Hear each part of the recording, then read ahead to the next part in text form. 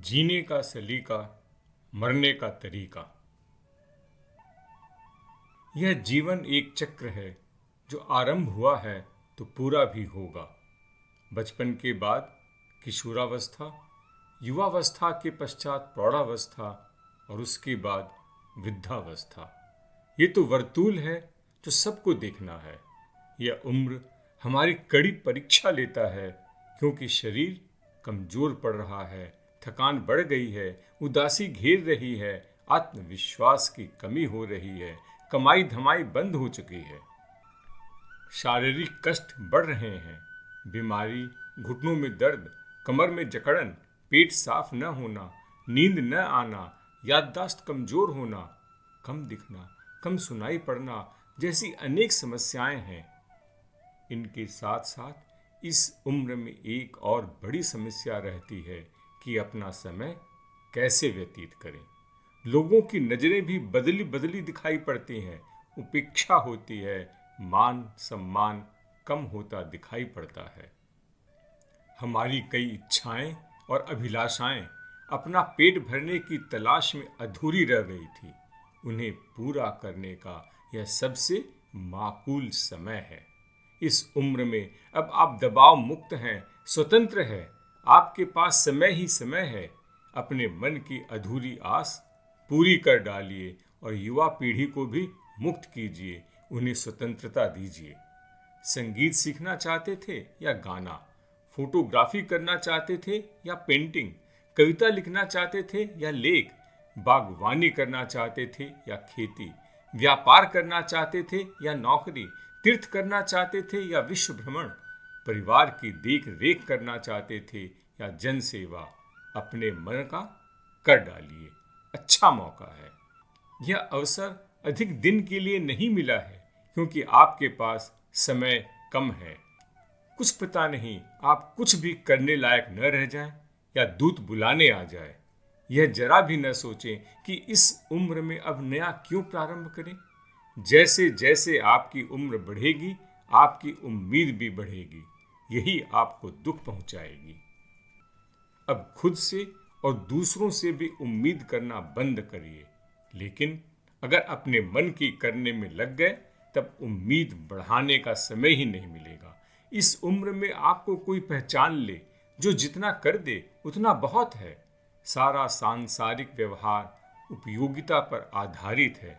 यदि आपकी उपयोगिता समाप्त हो गई है तो चुप बैठिए या जैसे संभव हो खुद को उपयोगी बनाइए। आपके आसपास अब आपको खुशियां खोजनी होंगी। खोजिए, आनंद सब तरफ बिखरा हुआ है। अपना नजरिया बदलिए, बहुत कुछ नया दिखाई पड़ेगा। टीका टिप्पणी करने की सोच और बोल आपके लिए अब घातक है। इस आदत को तुरंत फुल स्टॉप कर दें, अन्यथा आपका शेष जीवन जीना दूभर हो जाएगा।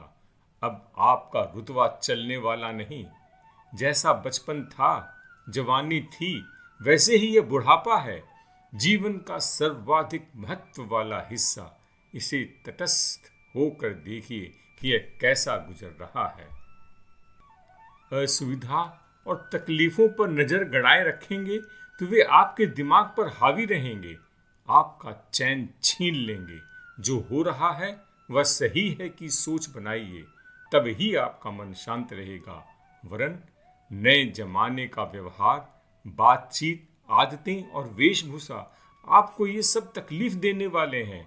नया जमाना अपने ढंग से चलेगा, आपके कहने से नहीं। उन्हें अपना काम करने दें और आप अपना काम करें। आपके पास सबसे प्रबल विकल्प है आपका दीर्घ अनुभव। इस अनुभव का उपयोग खोजें। अब आप युवा नहीं हैं। इसे समझते हुए अपनी क्षमता और योग्यता का आकलन करके उसके अनुरूप काम खोजिए। आप नई पीढ़ी को बहुत कुछ सिखा सकते हैं, उन्हें बहुत कुछ देकर जा सकते हैं, बच्चों को पढ़ा सकते हैं, उनके साथ खेल सकते हैं, खेल सिखा सकते हैं, गरीब और बेसहारा लोगों के लिए सहारा बन सकते हैं। लेकिन उन्हें मछली खिलाकर पुण्य न कमाएं, बल्कि मछली पकड़ना सिखाएं। अपने जीवन के जीवनोपयोगी अनुभवों को लिख डालिए। धार्मिक, समाज सेवी साहित्यिक संस्थाओं से रुचि अनुसार जुड़िए और अपना बहुमूल्य समय तथा अनुभव उनसे साझा कीजिए। स्वयं स्वस्थ रहें और दूसरों को स्वस्थ रहने के उपाय सिखाएं। व्यायाम और योग से जुड़ें, उन्हें खान पान की अच्छी आदतों से जोड़ें। मोहल्ले के बच्चों और युवाओं से दोस्ती बनाएं और निभाएं। यह बहुत रोचक काम है। लाइब्रेरी से जुड़ें और विविध विषयों पर नई जानकारियां लें और उन्हें युवाओं में वितरित करें। इस बात का सदैव ध्यान रखें कि आपके पास समय ही समय है, लेकिन शेष लोगों के पास नहीं है। इसलिए उनके समय के महत्व को समझते हुए उन पर बोझ न बने, अन्यथा लोग आपसे बिदकने लग जाएंगे और आपको देखते ही मन कहेंगे, बढ़ऊ आ गया दिमाग चाटने, बढ़ऊ आ गया दिमाग चाटने। अगर आपको रुचता है तो घर के काम संभालना आरंभ करें। सुबह जागने के बाद बिस्तर, चादर, रजाई, कंबल और मच्छरदानी अपने हाथों समेटें। अपने हाथ से सुबह की चाय सबके लिए बनाएं। ड्राइंग रूम को व्यवस्थित कर दें, लेकिन शांतिपूर्वक, किसी को बाधा न हो। अन्यथा सुबह सैर के लिए निकल सकते हैं। किसी सार्वजनिक स्थान में जाएं और नए लोगों से पहल करके मित्रता स्थापित करें। व्यायाम करें, चर्चा में भाग लें और प्रकृति की खूबसूरती को निहारें। दोनों हाथों को आकाश की ओर उठाकर खुद में उसकी विशालता को समेटने का प्रयास करें और दृश्यमान देवता सूर्य को प्रणाम करें। अपने काम खुद करने का प्रयास करें। किसी पर बोझ न बने, बल्कि सहायक बनने का उपक्रम करें।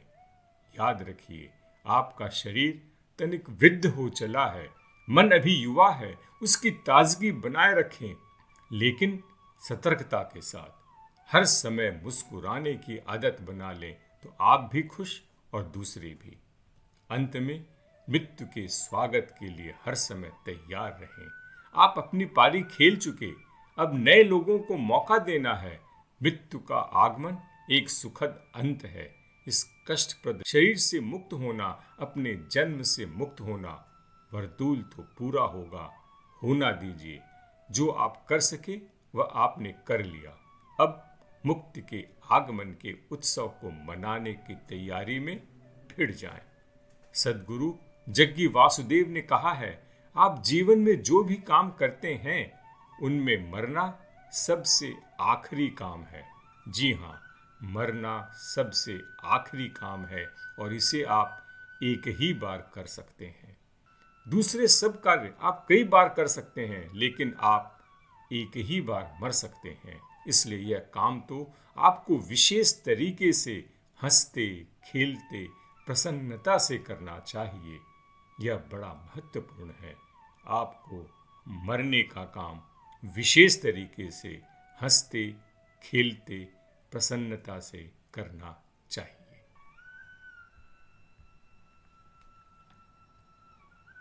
क्या आपको हमारे पोस्ट पसंद आ रहे हैं? क्या आप चाहते हैं दूसरों को भी इसे पढ़ना जानना चाहिए? तो इसे लाइक करें, सब्सक्राइब करें और दूसरों से शेयर करें।